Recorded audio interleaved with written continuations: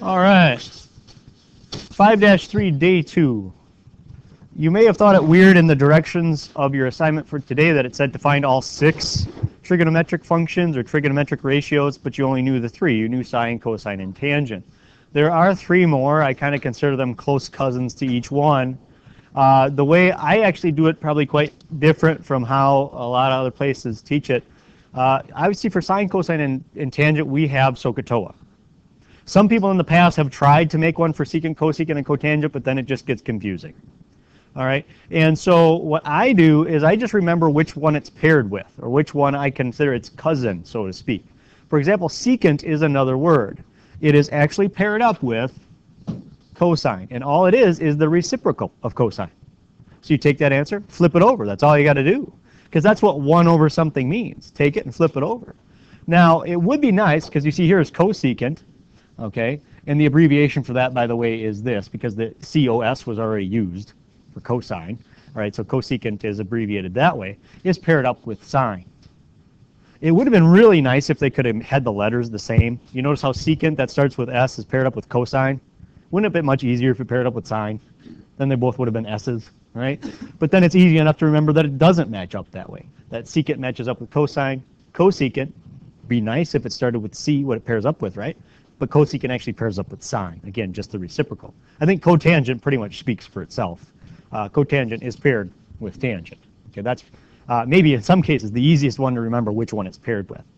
And so what I do when doing these is, even if it's asking me for secant, cosecant, or cotangent, I go find its cousin basically and then just flip the fraction over. I think it's just way easier that way. Because we've learned sine, cosine, and tangent so many times, we know them better.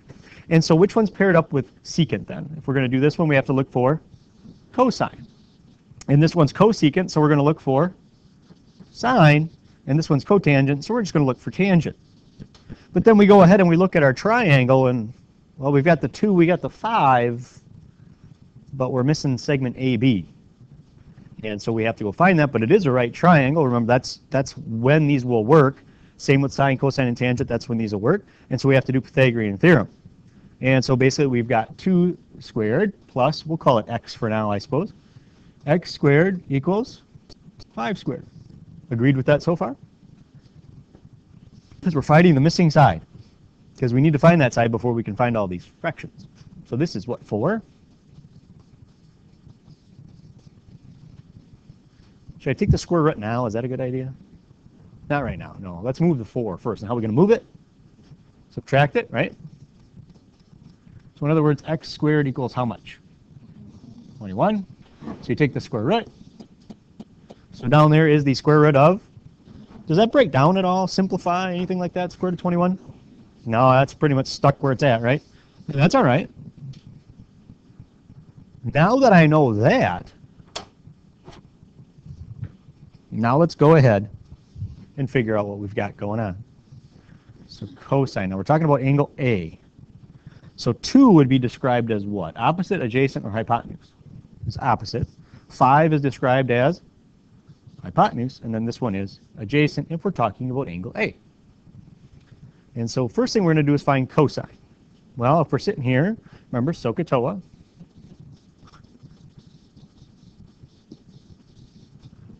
So if we're at cosine, it's adjacent over hypotenuse. So adjacent is the square root of 21 over 5. Yes, I chose that one to start with on purpose. Because when I take the reciprocal to get secant, what happens? That's probably not the best thing in the world. Radicals on the bottom. Okay, so we flip it, and we get 5 over the square root of 21. That's how you find it, but then we got that 21 down there. All right, so let's go over here maybe and fix it. So it's 5 over the square root of 21. How do we fix that? Funny form of 1, exactly. Otherwise known as the conjugate, which is square root of 21 over square root of 21.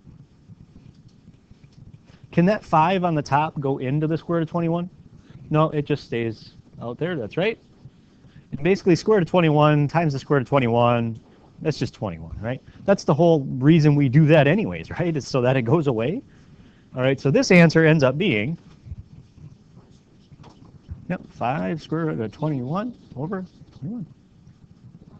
Okay? So again, we were looking for secant, so we went and found cosine, flipped it over, finished. So sine of A, because we're looking for cosine, so we're going to go find sine of A. Well, here's angle A again. Don't forget what angle you're talking about. And sine is apparently opposite over hypotenuse, and so that is 2 over 5. Is this one going to take as much work? No, we like this one, right? This one's going to be all right.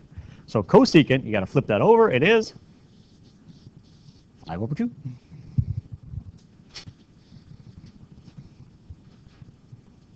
Well, that was a lot less work. And for tangent, again, we're talking about angle A.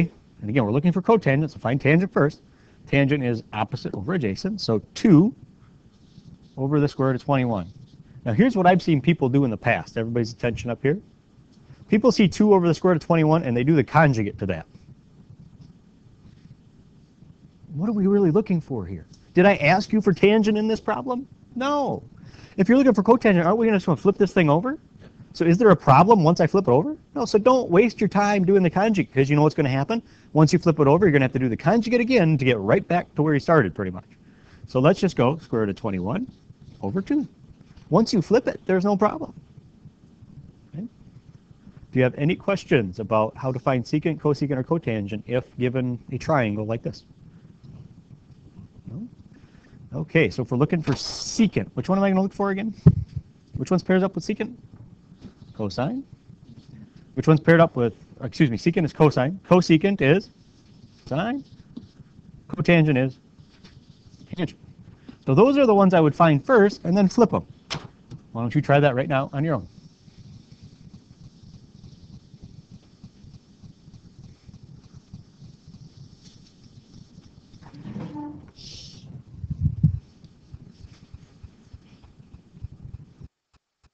All right, let's see how you did. You may notice that I did erase some of the stuff in the triangle, because now we're talking about C. And so this is now opposite. This is now adjacent. This is still hypotenuse. So if you go to find cosine, that would be 2 over 5. So are we going to need the conjugate here? No, you just flip it and you get 5 over 2. Sine of C. Sine is square root of 21 over 5. So you flip that over. It's 5 over the square root of 21. But didn't we do all that work already? We did all that work over there, so it's going to end up being, yeah, 5 square root of 21 over 21. That's the answer for that one. That's the answer there. Oh, good job. And tangent of C. Well, is this one going to be tough? Well, let's find out. It's opposite, which is square root of 21 over 2. So we flip that. Unfortunately, it becomes that. And so you're getting probably pretty good at this. Multiply by the conjugate. So we got 2 square root of 21 over 21. Okay, any questions on that? Okay. Well, let's find the missing side. This time it is the hypotenuse. So we've got 6 squared plus 12 squared equals, we'll call it x, I suppose. X squared. 6 squared. 36. 36 plus 144. 180. Is that what you said? Square root.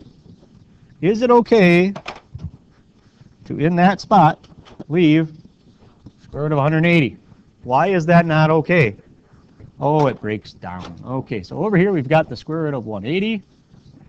Now, obviously you could do this kind of a slower method or a quicker method. Which two numbers go in there? 9. I'm going to go with 36 and 5. It just saves time. Because the square root of 36 is 6. Does the square root of 5 break down at all? No. So this side is 6 square root of 5. And I almost wrote a 3 for whatever bizarre reason.